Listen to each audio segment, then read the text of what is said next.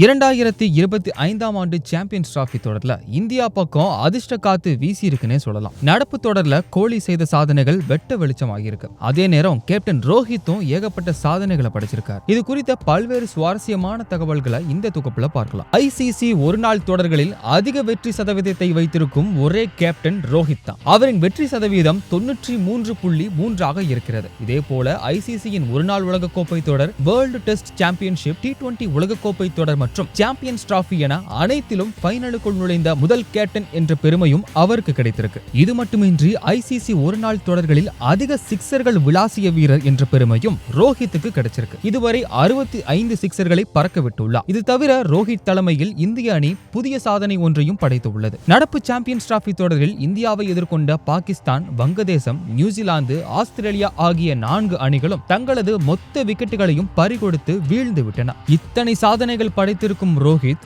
ஒருநாள் போட்டியில் தொடர்ந்து 14வது முறையாக டாஸ் தோற்று மோசமான ஒரு சாதனைக்கும் சொந்தக்காரர் ஆகியிருக்கிறார் என்பதும் குறிப்பிடத்தக்கது.